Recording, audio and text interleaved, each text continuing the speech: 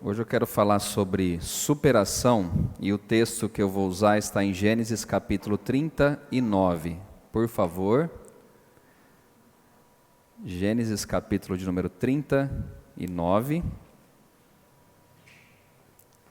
E o tema da mensagem é superação.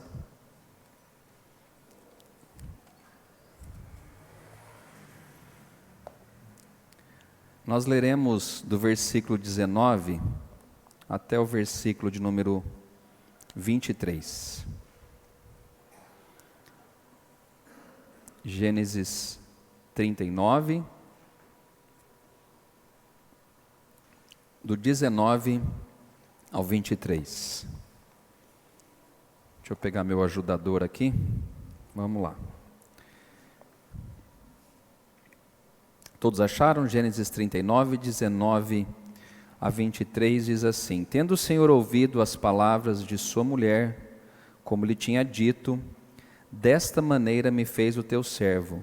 Então se lhe acendeu a ira, e o Senhor de José o tomou e o lançou no cárcere, no lugar onde os presos do rei estavam, encarcerados. Ali ficou ele na prisão. O Senhor, porém, era com José. Vamos dizer isso comigo? O Senhor, porém, era com José. Ele foi benigno, ele deu mercê perante o carcereiro, o qual confiou às mãos de José todos os presos que estavam no cárcere, e ele fazia tudo quanto se devia fazer ali.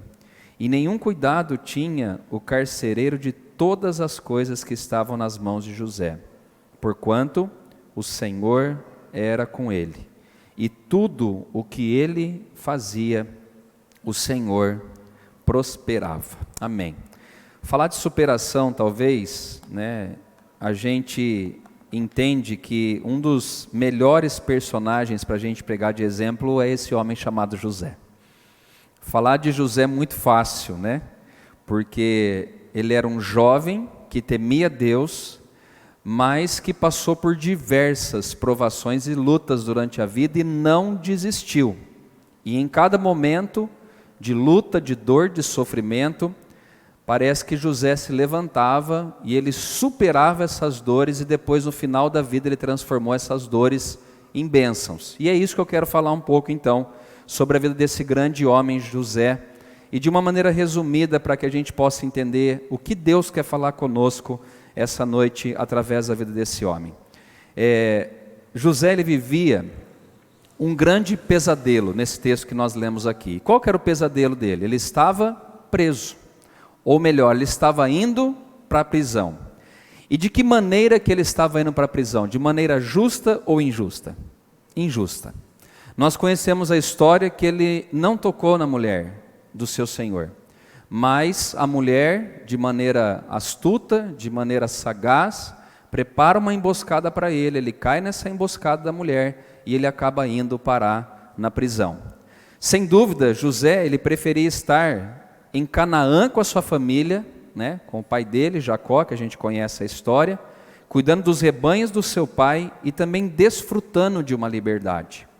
A gente sabe que José não fez nada para estar no Egito, e agora também ele não faz nada para estar preso. Talvez na mente dele, a única coisa que ele queria estar perto dos seus pais, cuidando ali das coisas que o pai tinha, e desfrutando de uma coisa que nós temos e muitas vezes não valorizamos, que é a liberdade.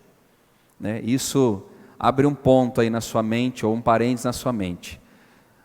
O maior presente que nós temos, lógico, que tem a salvação, a vida, a saúde, tudo isso, mas é a liberdade. Ainda no Brasil nós temos a liberdade para cultuar a Deus. Ainda nós temos. Eu não sei até quando nós teremos. Mas enfim, nós temos liberdade. E talvez era isso que José queria. Mas ele estava longe da casa dele, estava longe do seu pai, ele estava longe da sua família, dos seus irmãos e assim por diante. Os próprios irmãos o odiavam, ao ponto de vendê-lo como escravo. A gente conhece a história de José, que ele teve o sonho, e ele relatou esse sonho para os seus irmãos. E a Bíblia nos informa que ao invés dos irmãos terem alegria no sonho que ele havia compartilhado, eles tiveram ódio. E através desse ódio que os seus irmãos têm pela vida de José, eles acabam vendendo José para uma caravana que estava indo para o Egito, e a gente já adiantou a história aqui, agora José está preso. Eu gosto dessa expressão que fala, né? Não que eu goste, mas assim, eu acho interessante, porque muitas vezes as lutas, elas começam dentro da nossa casa. Ele foi compartilhar um sonho, não foi com pessoas que ele não conhecia. Ele não foi compartilhar os sonhos e os projetos, aquilo que Deus havia dado a ele, talvez ele não soube discernir, ele foi comentar com seus próprios irmãos de sangue. E é interessante que os irmãos de sangue, ao invés de acatar aquele sonho como algo de Deus, eles fizeram o quê? Tiveram ódio de José. Pense numa coisa, irmãos, o inimigo, presta atenção no que eu vou dizer, em algumas vezes durante a nossa vida, ele vai usar as pessoas que estão próximas a nós para tentar nos paralisar. Vou repetir o que eu estou dizendo aqui, ou o que eu acabei de dizer.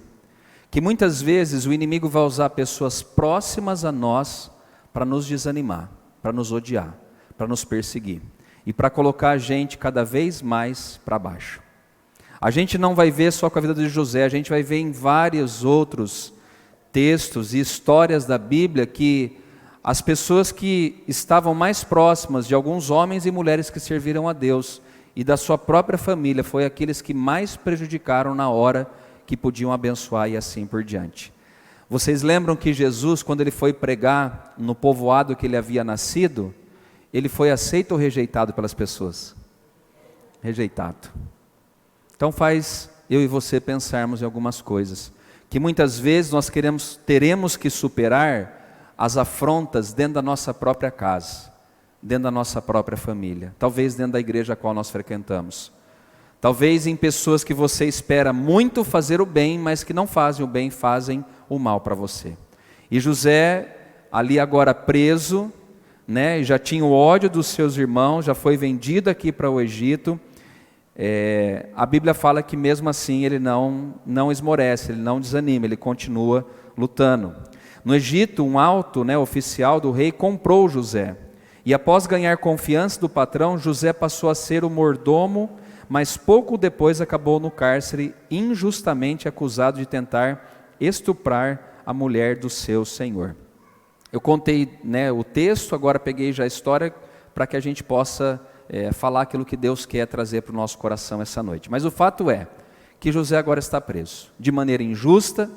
Ele foi acusado de ter estuprado a mulher do seu senhor, e a gente sabe que isso não aconteceu, e agora ele está dentro da cadeia.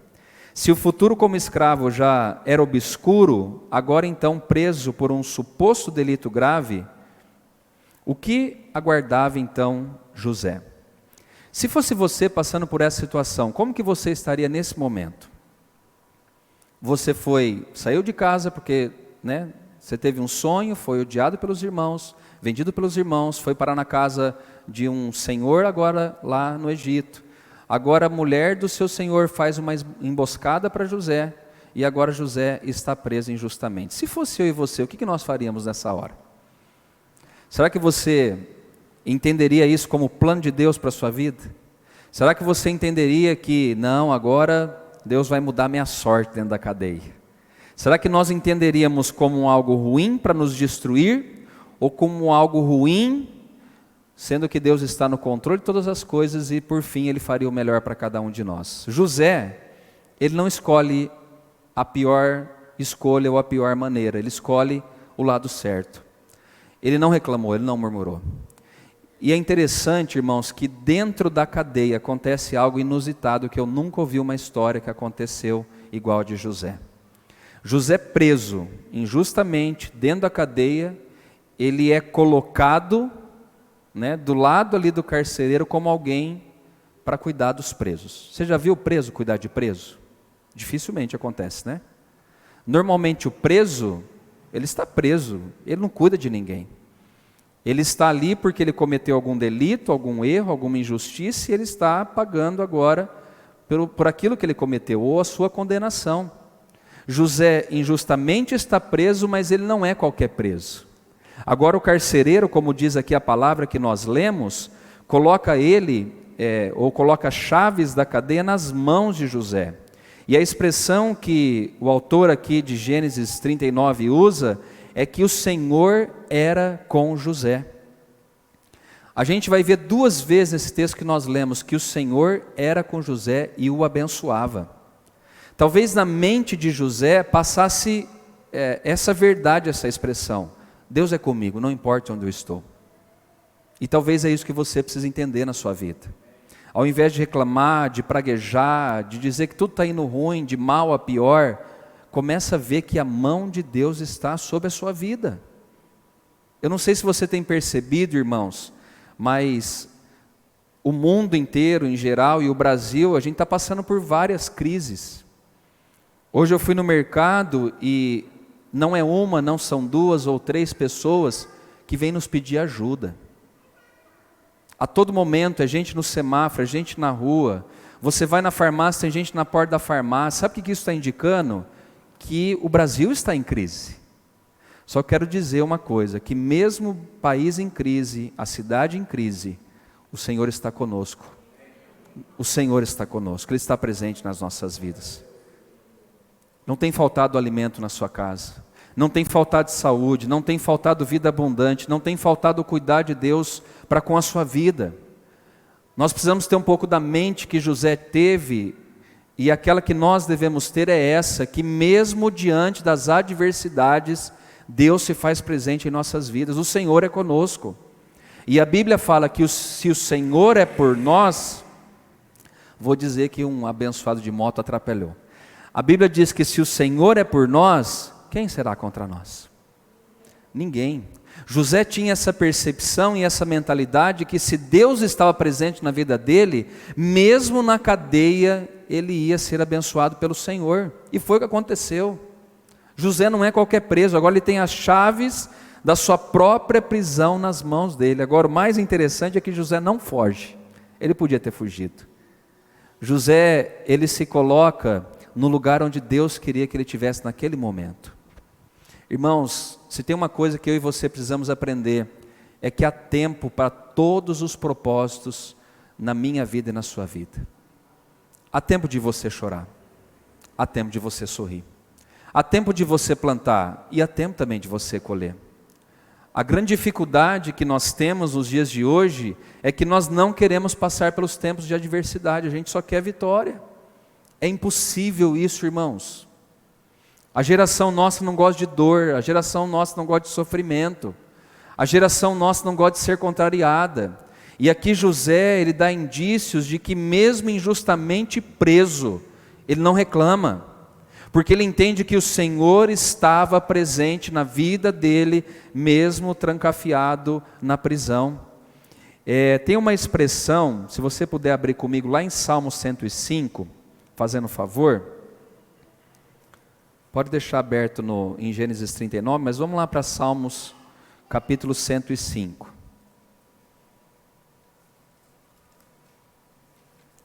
Estudando hoje à tarde, eu tive encontro com esse texto aqui que eu nunca tinha reparado, que esse salmo é escrito da vida de José. Salmo capítulo de número 105. Alguns versículos é dedicado a José.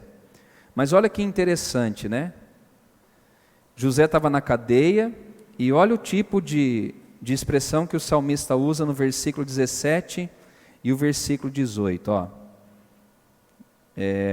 adiante deles enviou um homem, José, vendido como escravo, cujos pés apertaram com grilhões e a quem puseram em ferros. Vamos para o 19 também.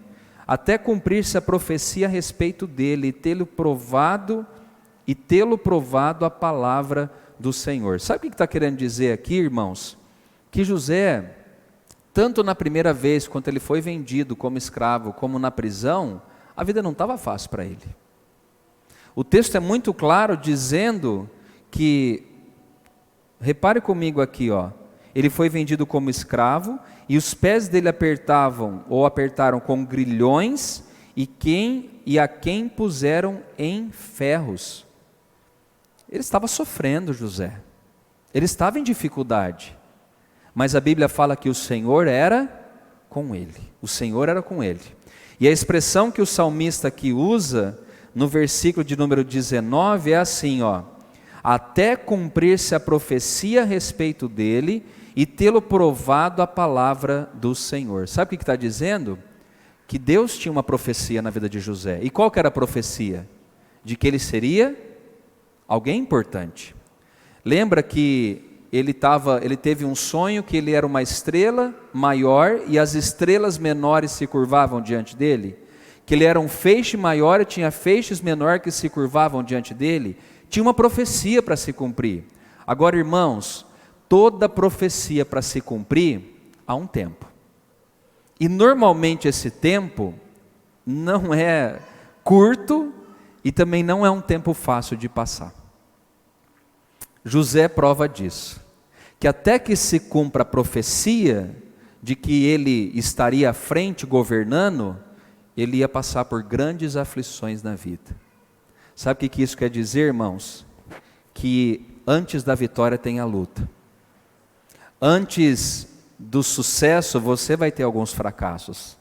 Antes de você ser exaltado, você vai ser humilhado. Isso é o que Deus fala na sua palavra.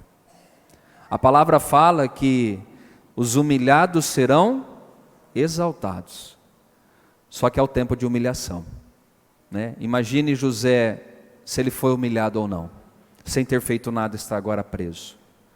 Mas havia um tempo, até que se cumprisse a profecia ou a palavra do Senhor na vida dele, né? Havia, diante de tudo isso, de machucar os pés com correntes, ferros e prender também o pescoço dele. A expressão no versículo de número 21 de Gênesis 39, que a palavra do Senhor diz: o Senhor, porém, era com José. E isso fez toda a diferença na vida dele. A pergunta que eu faço é: o Senhor é com você na sua luta, na sua batalha? Ou você tem colocado o Senhor na sua vida, diante da sua batalha, diante das suas guerras, diante das suas adversidades? A palavra do Senhor fala que a diferença que teve na vida de José é que o Senhor era com ele. E quando o Senhor é conosco, irmãos, a gente vai suportar as aflições que a vida proporciona a mim e a você. Jesus disse: no mundo vocês vão ter aflições, mas tem de bom ânimo, porque Jesus venceu o mundo. Nós temos que superar, nós temos que entender que o Senhor estava com José e também o Senhor está conosco. Mesmo na prisão, desprovido de tudo, José tinha Deus consigo, e isso foi o que fez a diferença na vida dele. Os homens poderiam ignorá-lo, mas não o Senhor, que foi bondoso com ele. Aprenda, os homens podem ignorar, mas Deus não nos ignora. Deus não nos abandona em nenhum momento da nossa vida. José estava aqui sozinho, desamparado, mas o Senhor era com ele. A expressão que Paulo usa também, quando ele está ali já preso, pronto para ser julgado, sentenciado à morte, Paulo foi decapitado. Ele fala lá em 2 Timóteo, quando ele escreve a última carta dele, ele diz: olha, todos me abandonaram, no momento que eu mais precisava. Todos. Não teve uma pessoa que estava do lado do apóstolo Paulo. Mas sabe o que ele fala? Mas o Senhor estava comigo naquele momento. E é isso que faz a diferença. Não importa, humanamente falando, quem está do nosso lado. Não é que não importa. É que o mais importante é que o Senhor está do nosso lado. É bom a gente ter amigos. É bom a gente ter pessoas do nosso lado. Mas quando os nossos amigos falham, Deus não falha. E é isso que o apóstolo Paulo aprendeu e é isso que José aprendeu. José, ele foi maltratado por seus irmãos, vendido, preso injustamente, mas ele tinha essa ideia de que o Senhor estava do lado dele em todos os momentos da sua vida. E é isso que vai fazer diferença para você, irmãos. Para que você supere as aflições, para que você supere as dores, para que você supere as dificuldades que você passa e enfrenta na vida. Você tem que ter a percepção de que o Senhor está com você. Não porque você sente, mas porque você crê. O cristão tem muito disso, né? A gente às vezes fala assim, você sentiu Deus no culto? Ah, eu senti, tive um arrepio. Irmãos, Deus não se manifesta com arrepios. A Bíblia fala que Deus estará conosco todos os dias da nossa vida. Isso nos basta. Se eu sinto ou não, Ele está comigo. Se eu tenho a percepção ou não, Ele disse que Ele estaria comigo. E é isso que José tinha em mente, é o que nós precisamos também ter em mente, que o Senhor estará conosco, independente daquilo que nós passamos ou enfrentamos na nossa vida. Por meio do carcereiro, que simpatizou com José, Deus lhe deu uma tarefa, que era cuidar de todos os presos. José poderia render-se à autopiedade ou à mágoa contra o Senhor e a todos os que lhes fizeram mal, mas José não fez isso. Ele decidiu confiar em Deus e servi-lo naquele ambiente de prisão. Eu quero gastar 2, 3 minutinhos para falar de algo que Deus me tocou através dessa palavra aqui. Não tem esse espírito de autopiedade, autocomiseração. José, ele podia falar, puxa vida, não fiz nada, eu fugi da mulher e agora vim parar na prisão. José podia falar, puxa vida, as pessoas da minha própria família que era para me ajudar, foram as que mais me prejudicaram. Deus podia estar comigo, me livrar da prisão e agora eu estou aqui preso injustamente. Ele podia ter esse espírito de autopiedade, esse espírito de mágoa. E muitas vezes nós carregamos isso na nossa vida. Ah, mas se os meus irmãos tivessem feito, eu não estaria nessa condição que eu estou. Ah, se meu pai e minha mãe tivessem me ajudado, eu não chegaria nessa crise que eu estou enfrentando hoje. Ah, se meus avós tivessem feito isso, eu não passaria, ou não estivesse passando por isso que eu estou passando no dia de hoje. Espírito de autopiedade, autocomiseração. Achando que você é o mais coitado de todos os seres humanos que existem na face da terra. Irmãos, nós temos que tomar cuidado com isso. Com esse espírito de autopiedade. Chateado com os outros, magoado com os outros que me prejudicaram. Que Deus arranque isso do seu coração. E que Ele coloque a confiança de que o Senhor está no controle de todas as situações que nós enfrentamos na vida. Todas. A Bíblia fala que Deus, Ele conhece, para quem tem muito ou pouco cabelo, Deus conhece, ou Ele sabe quantos fios de cabelo nós temos na nossa cabeça. Você acha que Ele não vai cuidar de nós? Tudo Deus controla na minha vida e na sua vida, tudo. Quando Paulo escreve dizendo que todas as coisas cooperam para o bem daqueles que amam a Deus, o balaio é todo mesmo, irmãos. Os eventos bons e ruins irá cooperar para o nosso bem, até que se cumpra as profecias e a vontade e o querer do Senhor nas nossas vidas. Supere, levante a cabeça e continue caminhando. Tire a mágoa, tire a autopiedade, a autocomiseração. Eu me lembro daquele texto, até brinquei com as meninas do tanque de Betesda, mas ali tem uma lição extraordinária naquele texto. Porque quando o paralítico, Jesus chega até aquele paralítico e fala, você quer ser curado? Você quer ser lançado às águas ou ser curado? O que o paralítico fala? Querer até eu quero, mas eu não consigo. Sempre vem um na minha frente e pula. Tem vários tipos de interpretação nesse texto, mas eu gosto de uma interpretação que eu entendo dessa forma. Que Jesus não perguntou aquilo para ele. Jesus perguntou se ele queria ser curado. Não o que tinha acontecido. Sabe esse espírito de, eu estou aqui já há tanto tempo, ninguém, não tem oportunidade, não tenho chance. Autopiedade, autocomiseração. Eu sou o mais coitado de todos. Ninguém tem dó de mim. Eu sou sempre o mais maltratado. Eu sou sempre mais pisoteado. E Jesus, por misericórdia, cura aquele paralítico.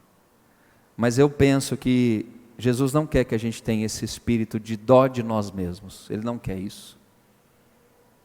Ele quer que a gente confie nele, independente daquilo que nós estamos enfrentando na nossa vida. Você percebe que tem algumas pessoas, não falo só na igreja de modo geral, que você vai às vezes compartilhar e fala assim, nossa, hoje eu acordei com uma dor no ombro, a pessoa fala assim, nossa, só no ombro, eu estou com uma dor no ombro, estou com uma dor na orelha, estou com uma dor no pé. Autocomiseração. Sempre o sofrimento dele é maior daquilo que você está passando. Na minha visão, Deus não se agrada disso. Deus não se agrada disso. Deus quer que a gente confie nele, independente das situações que nós estamos enfrentando na vida. Levante, irmão.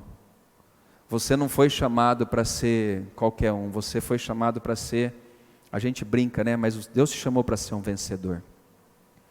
Deus não te chamou para ser aquele coitado que sempre está na miséria, na desgraça, não. Deus te chamou para ser um vencedor.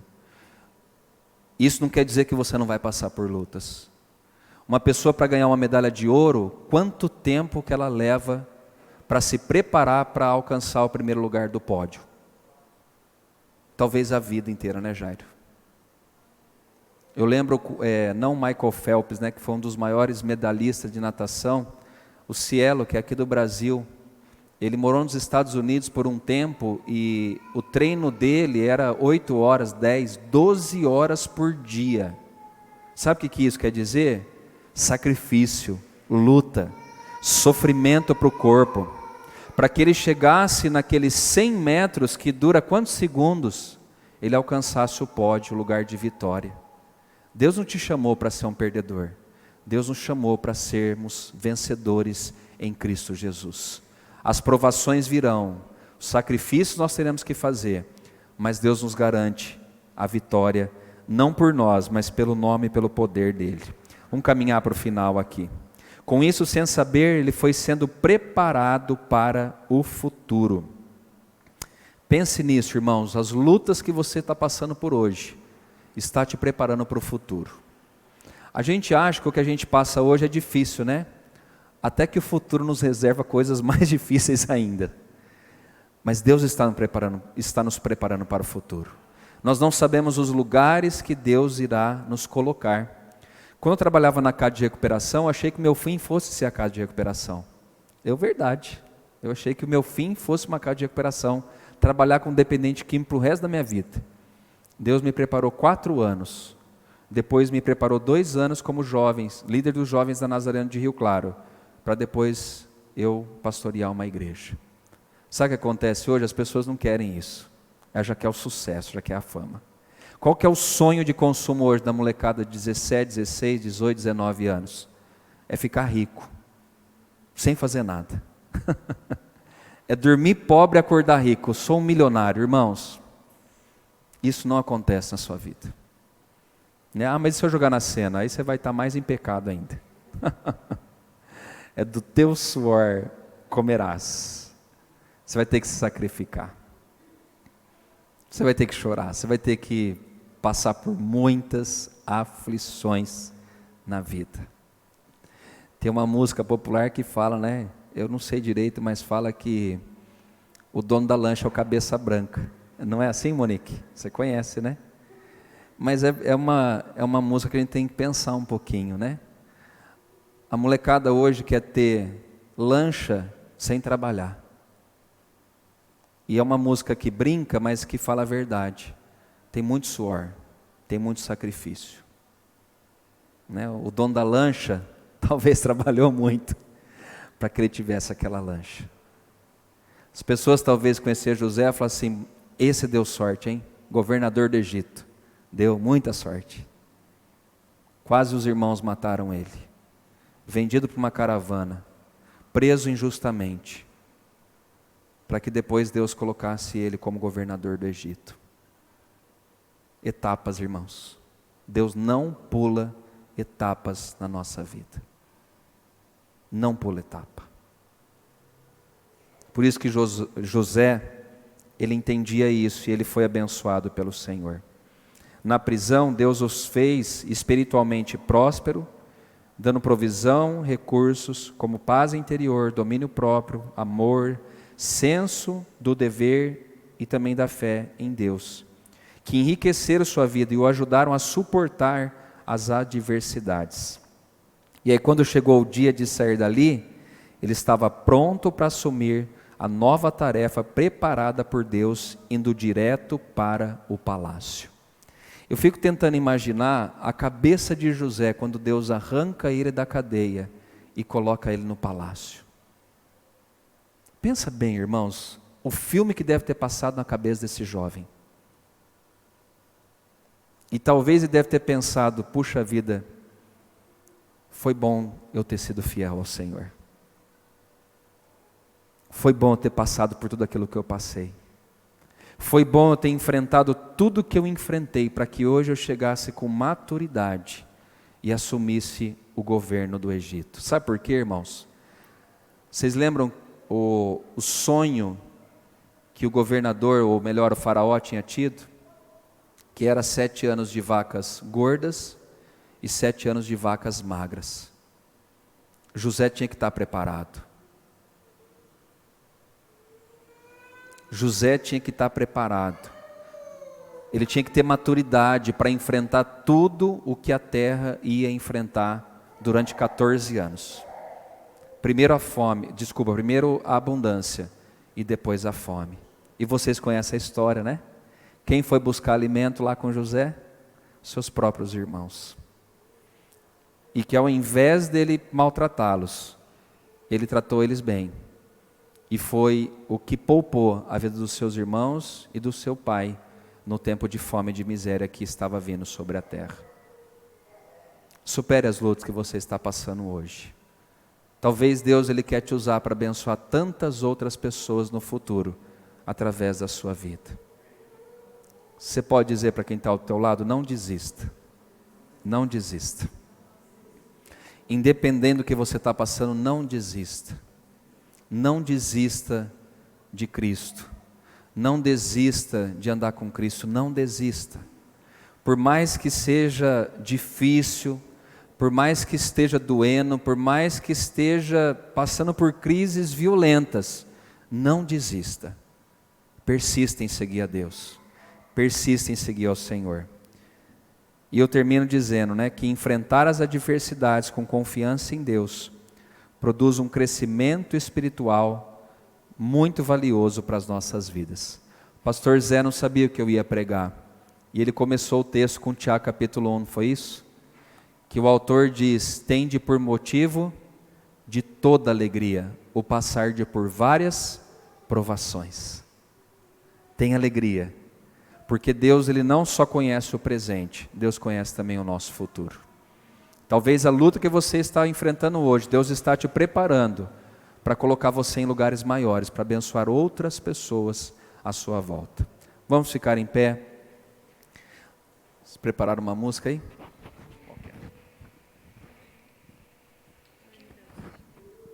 Sonhos de Deus? Amém. Então nós vamos cantar os sonhos de Deus.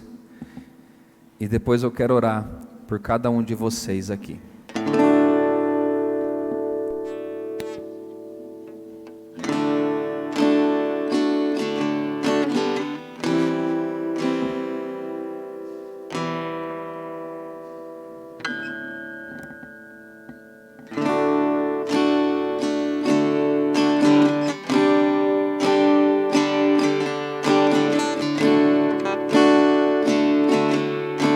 Entre nós, Senhor Jesus.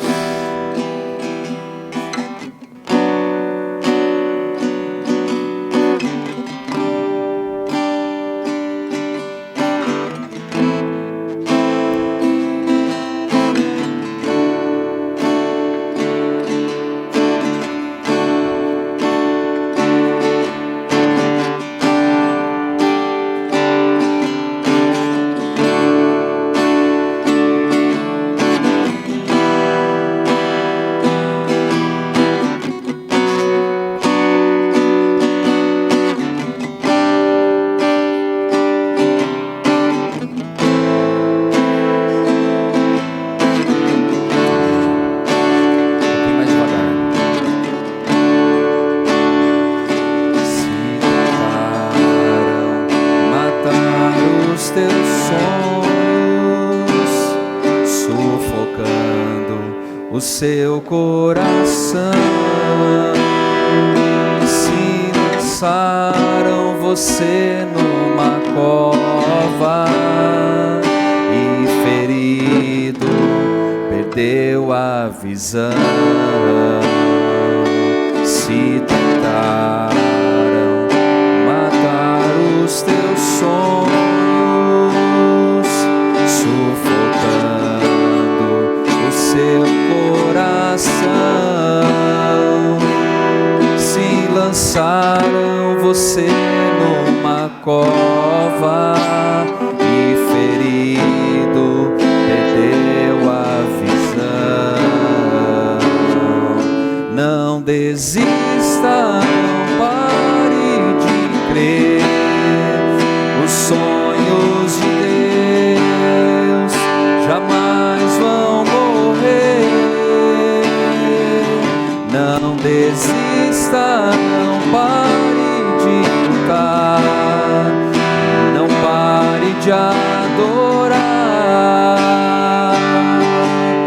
Levante os seus olhos e vê. Deus está preparando os teus sonhos e a tua visão.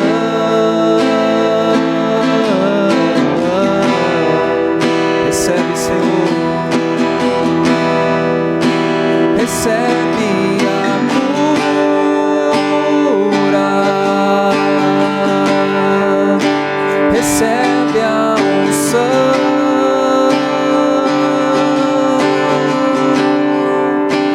Unção de ousadia, unção de conquista, unção de multiplicação. Recebe a cura,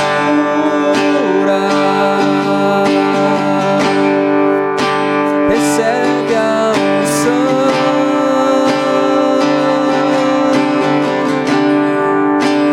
Unção de ousadia, unção de conquista, unção de multiplicação. Amém. Vamos orar ao Senhor.